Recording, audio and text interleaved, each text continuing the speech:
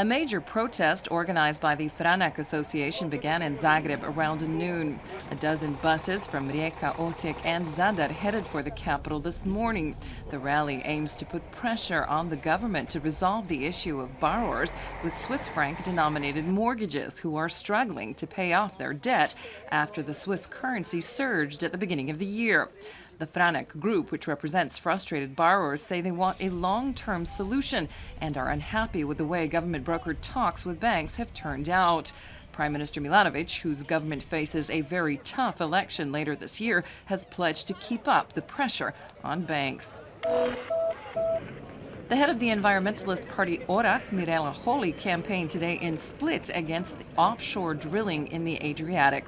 As part of Orah's Say No to Oil in the Adriatic campaign, Holy demanded that the government cancel hydrocarbon exploration and exploitation contracts due to be signed in June, and that it draft a strategy for managing the sea and land along Croatia's coastline. Her party says it is too early to push for a referendum on the issue, but believe that if it comes to that, a vote should happen before Croatia takes on any more financial and legal obligations related to drilling in the Adriatic. Croatia has imported around 30,000 new cars from EU countries since 2008. Sales have declined significantly due to the recession, but the sale of used vehicles continues to rise steadily. New vehicles come with a warranty, but for used ones, the principle is buyer beware.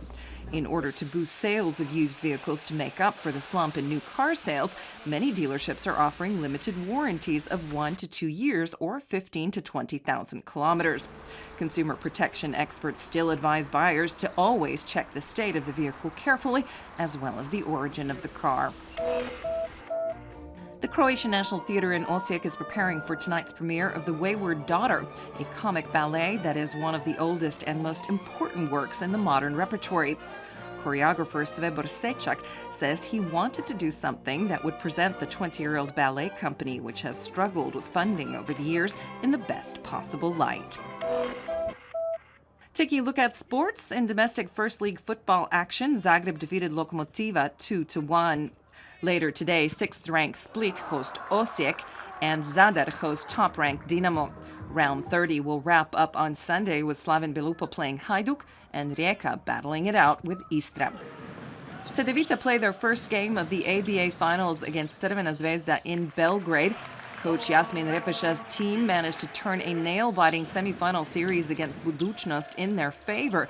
Just reaching the finals is a major victory for Cedevita, qualifying for another season in the EuroLeague. The best-of-5 series for the regional championship begins tonight at 9. Riders on the pedaled by the Plitvice Lakes and Mount Učka. Now they are in the 5th and final stage of the race. In much more favorable conditions than yesterday, they are covering 155 kilometers from Pula to Umag this afternoon. Today's forecast calls for mostly sunny skies. More clouds are expected on the northern Adriatic and in the mountains, where there is a chance of light rain. There will be a moderate southeasterly wind on the coast. Afternoon highs will range from 19 to 23 degrees Celsius, slightly cooler in the mountains. On Sunday, expect partly sunny skies and relatively warm temperatures. It will be cooler in the mountains with a chance of scattered rain that could affect central Croatia as well. Clouds will build up on Monday. Showers are expected in the evening and overnight. Cooler temperatures and occasional rain on Tuesday. Partly sunny on the coast on Sunday with a chance of light rain in the north. The new week will bring clouds and rain, especially in the north and in Dalmatia. Showers will continue on into Tuesday. Moderate to high southeasterly winds will shift to a northeasterly direction on Tuesday in the north.